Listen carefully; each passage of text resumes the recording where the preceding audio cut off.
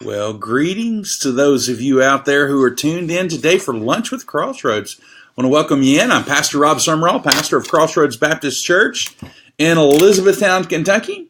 And I see we've got some friends that are tuned in with us out there in the big wide world. And so thank you, friends, for tuning in. Welcome to you. Today is March 9th, 2017. And you are tuned in for episode 46 of Lunch with Crossroads. We're quickly coming up on that 50th anniversary, getting excited about that 50th episode anniversary. Lunch with Crossroads is a weekly time when we get together and we discuss worldview issues, current events from a biblical worldview. Today, as always, we are broadcasting live from Elizabethtown, Kentucky, where it is a crisp and beautiful 47 degrees outside, but I'm told it's going to snow this weekend, and nobody likes that, so we're done. Raise your hand, give me some love if you're ready to have full-blown spring, no more winter, right? I'm sure you guys can give thumbs up for that. That whole raise your hand thing is weird, because I'm looking at myself on the screen right now, so watch this. Raising my right hand. But on the screen, it's the left. I'm raising the left hand. Watch this. I'm scooting to my right. Oh, whoa. Now I'm scooting to it. It's like Bizarro World. Wow. Blows your mind. Anyway, has nothing to do with what we're doing. So welcome. We're glad you're here. Hey, sweetheart. There's my lovely wife. I'm glad she's on here today. Thanks for tuning in. I hope you're having a great day wherever you're at. Hey, first of all, what are you guys having for lunch today? Are you having something great? I'm holding off for lunch. I'm going to have a late lunch because I'm hoping to catch lunch while I can watch a little bit of the Louisville game a little bit later on. They tip off at 2 o'clock. So if you're having something fun for lunch and you want to share with us, as always, Stephanie and all, we got to know what you and the twins are having for lunch because you're always having something yummy and maybe slightly peculiar. So let us know what's going on there as far as your culinary decisions for today. Welcome in, Beth Meredith, Miss Donna Edwards.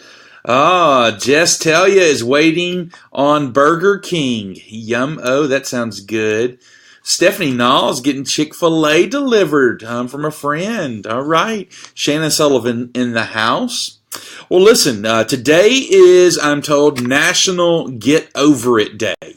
I did not make that up. March 9th is National Get Over It Day. I got this from the whatevernetwork.com's website.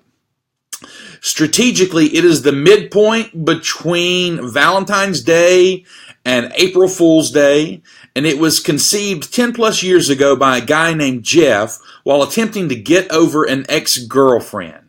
But he recognized it was a universal concept that many could relate to, so he wrote the poem, which is below. I'm not going to read it, and put up getoveritday.com. All right. And so it quickly went viral and has become something. It was covered by Good Morning America and ESPN Sports Center and now Lunch with Crossroads. So listen, if you're hanging on to something out there, you got permission. Today is your day. You can get over it, right? If you're still bitter over political elections or a bad date you had or a bad service you got at the Olive Garden, man, just get over it, guys. So get over it, right? Hey, Shannon Sullivan's having Rafferty salad. Lewis O'Brien is having a granola bar. Wow, attaboy, Lewis. Hey, happy birthday wishes go out today. Today is Andrea Van Meter's birthday. Happy birthday, Miss Andrea. Randy, I think, is actually, her husband is having carpal tunnel surgery today, and so we hope that's going well. Happy birthday to my friend Miss Martina Copeland out at Franklin Crossroads, and to Miss April McDonald. It's her birthday today. Earlier this week, happy birthday to Sharon Smith. And then upcoming this weekend, B. Hube, Brandon Hubert. Happy birthday to you, big guy. To my buddy Chase Herringshaw. Chachi, happy birthday. Bonnie Young, happy birthday to you. Miss Nellie Thomas down the hall at Mission Hope for Kids, we love you. Happy birthday this weekend. And down in Alabama, my buddy Aaron Stokes. Hooah! Happy birthday to you, my friend, good Marine. Well, in the news, I'm still boycotting the political news. No more political news for me for right now. But in the news, Dateline, Conway, Arkansas. Headline, don't drink and juggle. A University of Central Arkansas student pulled over by police proved his sobriety by juggling. Okay, watch this. I'm going to get high tech here. You can still hear me as you can see the video. Blake Puckett said, as soon as I got to the stoplight and had to brake, I knew I was going to get pulled over. The UCA junior was driving home from the library late on Friday night on the campus of the University of Central Arkansas. I had a brake light out, and so I was driving very carefully, trying to be as careful as I could and not do anything wrong because I knew my brake light was out. But evidently he wasn't careful enough, because Police Sergeant Keith McKay, who only knew that he had pulled over someone with a license plate that read juggler, pulled him over. Now you can see the clip here where this guy is, he basically, the police said, what do you have in your pocket? He said, this is going to sound weird, but it's magic. And the police said, prove it. And he said, well, I can do better than that. I can juggle. So they thought he was drunk. Instead, he is juggling like a beast. The police said, hey, can you juggle for us? He said, yeah, I'll juggle for you, but only if you'll video it for me. Which, man, I think that's just awesome. Like, here's this guy, you know, he's going down the road, he's got this bad thing going on, and he whips out his juggling stuff and he starts juggling. I mean, that's just really great. And I mean, it goes to show a couple of things. First of all, you know, our police guys, they are not out there. Our public service people, our police, our firefighters, they're not out there just trying to be bad guys. They're people. They have senses of humor. They enjoy life. They like bad juggling as much as the next guy. Okay, and so these guys, I mean, they pulled a guy over because he had a busted taillight. They were doing their job. And they wound up having fun with it. And so kudos to them. Kudos to you, Mr. Blake Puckett. Now you're Crossroads lunch famous. I just thought that was a really cool story. I wanted to share that with you guys. All right. Dateline, Elizabethtown, Kentucky. Some local news today. Downtown Shave Down. I got this from our friend Lewis O'Brien, who is watching right now. He's one of our friends here at Crossroads Baptist Church. And this Saturday at the Downtown Historic State Theater from noon to 6 p.m., they are celebrating St. Baldrick's Day, which is a day designed to raise money and awareness for childhood cancer. And Lewis is trying to raise $250. I tell you what, Lewis, you're out there right now. You're listening. Why don't you take, I'm asking you to do this, why don't you take and cut and paste in a link for us to your St. Baldrick's account so that we can have that in the feed here. Folks are watching. Lewis is trying to raise $250. He's going to get his head shaved. And I looked earlier, he had $110 pledged. Noticed where several of you Crossroaders had pledged. I pledged a little bit of money. It made me think of my boy Cody Walsh. And so, Cody, I made a donation in your honor. I don't know if you're watching out there right now. Maybe you'll watch it later on. But, Cody, we love you. Cody actually had to go to the hospital a little bit this week. There you go. Lewis just put up that link. So, guys, click on that link. And let's get him over that $250 mark. He'll take any amount of donation, $5, $10, $50, $100.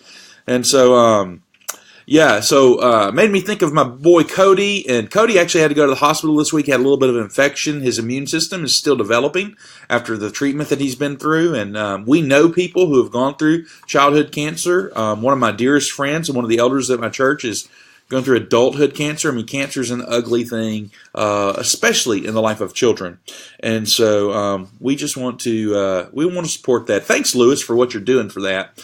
And makes a big difference. So you guys click on that link and y'all help Lewis get over that $250 limit. Matter of fact, if you want to do it right now, don't want to listen to Lunch with Crossroads, you do that. Come back, though, because we're going to have a great conversation. All right, so moving on from the news. Today I want to talk about how to use youth sports for the gospel. Sports are kicking off in earnest this weekend. 2 of my 3 kids have soccer tournaments this weekend. I talked to actually a softball coach today at a high school, and he's like, "Yeah, we've got a practice game supposed to be tonight, and we're starting to really get in the flow of the season." Of course, basketball tournaments are in full swing here in Kentucky. We're aware of that. The ACC, the SEC tournaments, they're going on. In America, more than 21.5 million kids participate in youth sports. That is a tremendous number of kids. In fact, that's more than the entire population of the state of Texas. That's a lot of kids participate in youth sports. Youth sports is a $5+ billion industry every year. And I know that because about half of that comes from me. By the age of 6, 60% of boys and 47% of all girls in the United States have already been on a sports team. And so if you're anything like me, and I think a lot of the viewing audience out there is, you spend a lot of your time sitting at ball fields.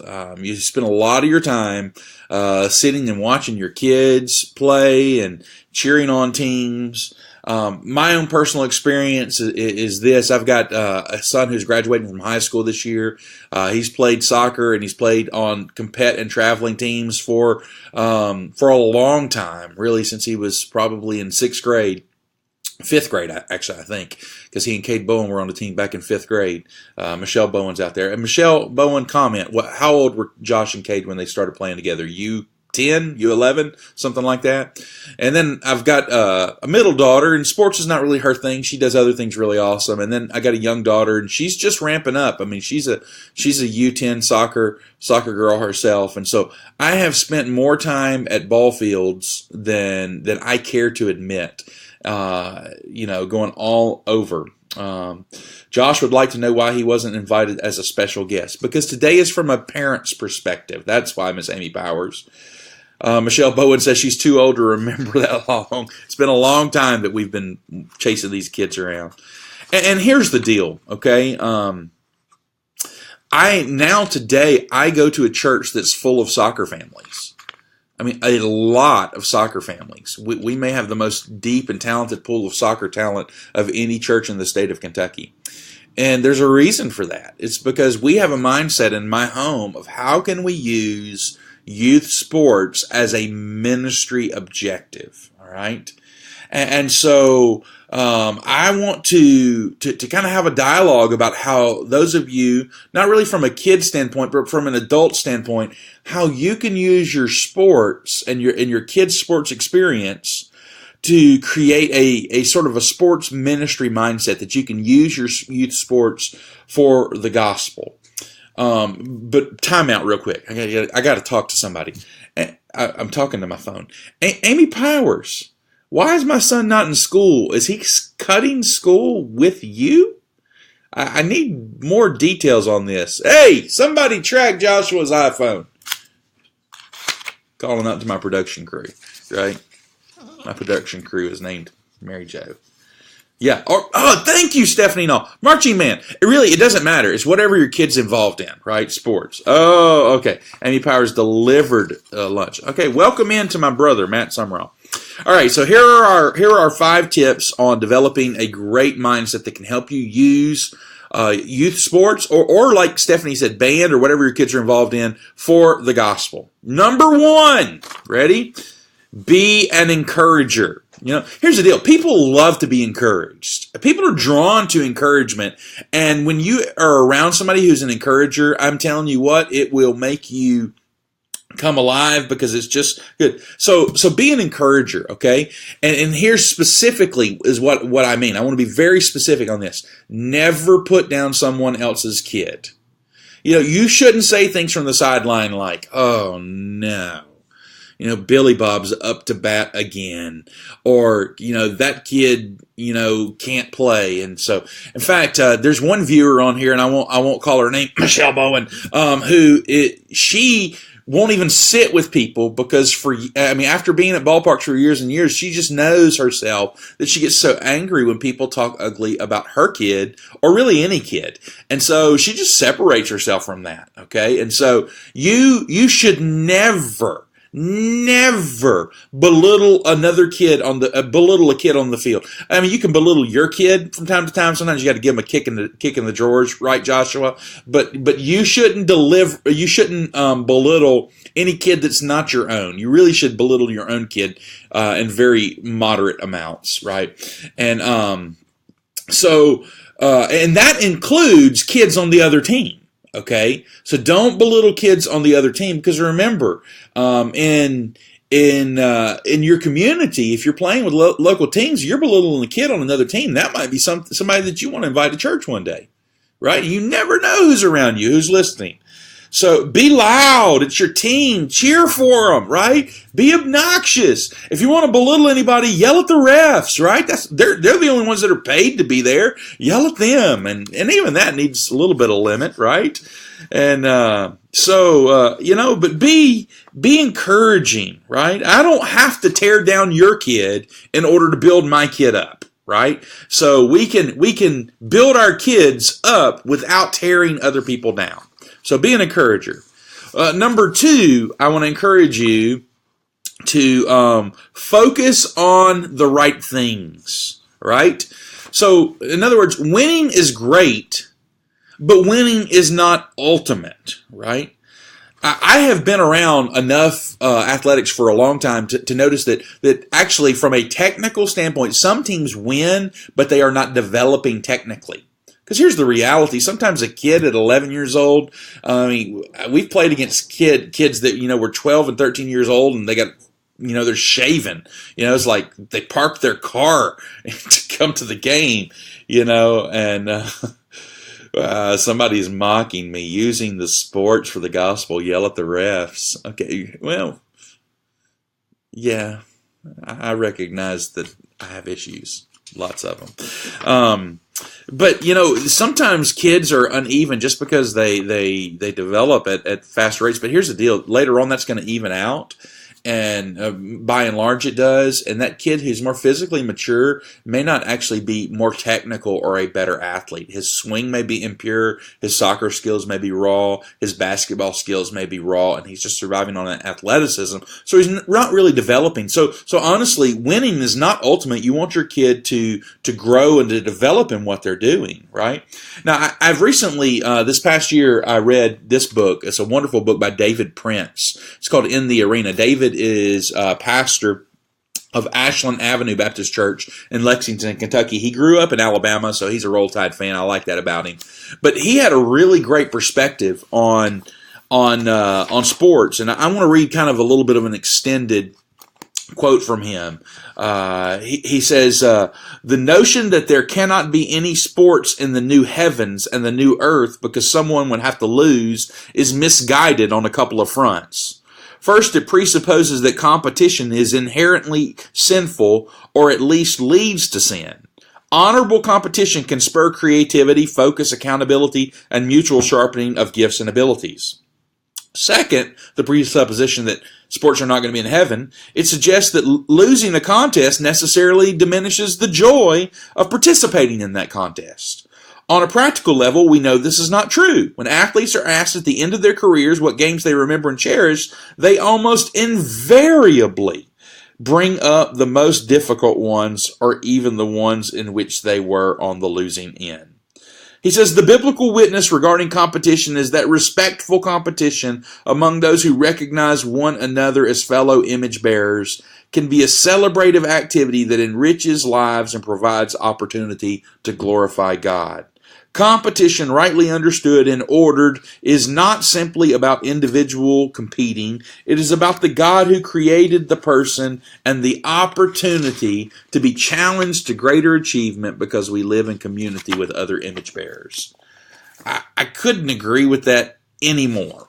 Okay, so what he's saying is, look, sports is almost like an art form, and art will exist in heaven, and so sports will exist in heaven. Now, I'm not sure the refs will. I shouldn't have said that at refs. I'm getting bad comments here.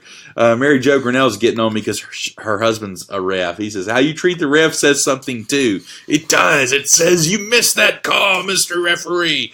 No, you should be respectful to the ref. In fact, in soccer, you can say just about anything you want to a ref, but you have to follow it by the term, sir. That was an awful call. Sir, would you like to borrow my glasses? Sir, would you move a little bit? Sir, right? And so there's a way that you say it. Yeah, always say sir. Okay, very good. So focus on the right things. And so when you focus on the right things, that's not necessarily winning. Focus on effort. Here's the deal. A kid who may not be a really great athlete, but he's on that team, you could cheer that kid on, and you're cheering him on because of effort. Okay? And so I always say to my kids, look, we may get beat, but let's don't get outworked. Let's learn about effort in what we're doing. And so when a kid is not highly skilled, he can still give a high level of effort. Okay? Encourage sportsmanship. So teach your kids, look, we're out here, we're going to sort of go to war, so to speak, to use that vernacular.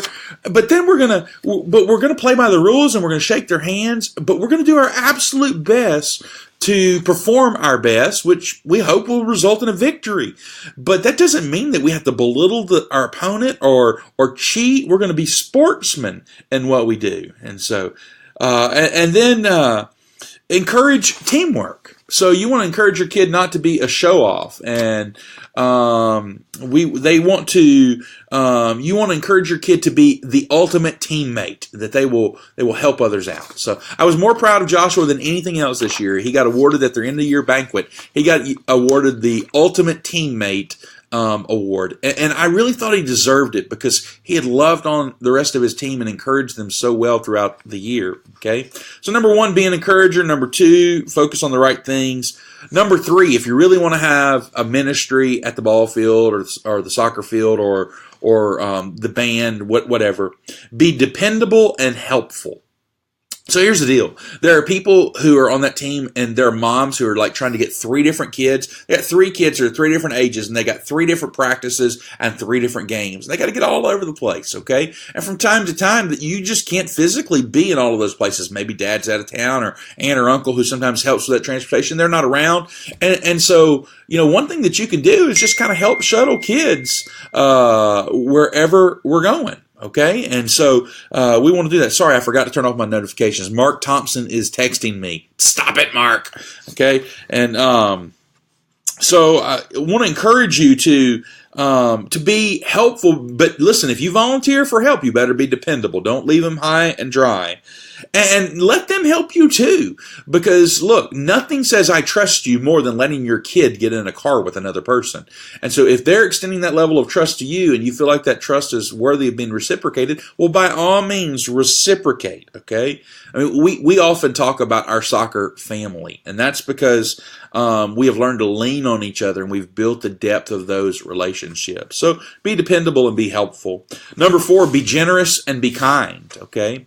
Kindness is a magnet in our world, so be kind, and this can help a lot. So there are some simple ways that you can do this, okay? A lot of times in today's world, when you go to the ball field or the band practice or wherever you go, a lot of times there's not bleachers, and if they are, they're not very comfortable. And so many of us will carry, what I call bag chairs, those chairs that fold up and they fit in your bags. I almost always would carry an extra bag chair in my car because there's going to be somebody that comes along. Maybe they're there to watch your kid, or maybe you don't even know them. But it's great to have an extra chair. Okay, just upgrade your chair this year and keep last year's chair as the extra chair in your car. You may not ever need it. But that's a way that you can just be kind to somebody, right? We have one of those great big sports umbrellas, and so when you're out there in the heat and it's awful hot, It's oftentimes I don't like to sit, so Michelle will sit under there. There's more room under there. And so people, you invite somebody to come sit next to you, get out of the sun, be in the shade. Sometimes people bring the pop-ups. I've seen this happen before where a person does not, they don't take somebody up on the offer, but grandma's at the game. And you better believe grandma will take you up, and they appreciate probably more than you giving them a seat. They appreciate you giving grandma a seat because she doesn't need to be out in that heat, right? And so, bring blankets, put them on the ground, because little sisters and brothers who are drugged to all of these soccer games, they want to, there you go. Tessa Hendricks just said that. Put that blanket on the ground and let them sit down. Teach your kid to share the Skittles and to share their Barbie dolls or their Hot Wheels cars, whatever they brought, and make that environment right there, just a family environment. People enjoy that. They're drawn to that. That's a kind of kindness. Many times we'd bring a small cooler with bottles of water, right? What's a bottle of water cost? 30 cents? Share a bottle of water with somebody. Be kind to them. Okay. When you have kids with you that are on the road, kind of the rule of thumb for us is kids on the road with us, I'm buying their Taco Bell. They can keep their $5, right? And a lot of times people don't receive that well, but that's just the rule. If you're riding with me, I'm buying your Subway or Taco Bell or whatever it is. I mean, come on, it's and maybe you can't do that, but my family is blessed where we can, and we're glad to do it. It's a way we can just simply be generous, right? And so I want to encourage you to be kind and be generous. And then lastly, you got to make sure that you leverage your relationship, okay? It's not enough to be a great guy or great gal, okay? You have to close the deal. So at some point in time, you can't just be a nice person, but you have to be a nice person who is nice because of their faith in Christ. Invite that person to church. Talk to them about your faith. Read spiritual books as you're waiting for the game to start and let them bring up the conversation. Tell them about Jesus and what he means to you. Let your time at the ball field be an investment in the things of eternity, okay?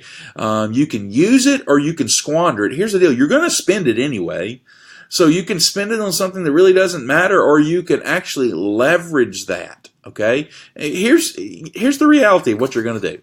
You're either going to sit there and you're going to be scrolling Facebook at the ball field, checking statuses, checking tweets, Instagramming a few folks, or you can actually talk to people and engage with them and build relationships that we pray will lead to spiritual discovery on their part. Well, I hope that's helpful to you. Our time is really up today. But using youth sports for the gospel, we're excited to be talking about that. Hey, next week we do, I told Stephanie McCauley that it was today, and I'm sorry, Stephanie, I miscommunicated. Next week, Sherry Spencer is going to be with us, and she's going to be sharing with us about For His Namesake Ministry, and we're going to be together. We're going to be talking about the challenge that we have in front of us to meet needs and what the role of meeting needs are in the kingdom of God. And so I'm really excited to have that conversation. So I want to encourage you to tune in with us. Hey, as always, if today was helpful to you, or maybe somebody you think it might be helpful to them, why don't you take an opportunity to like this post, but even better, share it on your Facebook page so we can get more views. Thank you guys. We had a ton of shares on last week's video on some theological stuff about the shack, and had a bunch of views and clicks. And so I want to encourage you to do that. Hey, go back in this stream, find Lewis, go on there, help him get over his 250 mark on St. Baldrick's. As always, if you have suggestions, send us an email, lunch@crossroadseatown.com. Follow us on Twitter @crossroadseatown, @Rob_Sumrall. Find us on the web where you can find sermons and information about our church, crossroadseatown.com. There you can sign up for our brand new weekend update. It'll pop up on your screen, and you can get that helpful weekend update every week, which honestly will be a great way to remind you. You'll get a link to Lunch with Crossroads if you don't watch it live. You'll get a link of that every Thursday, every Friday.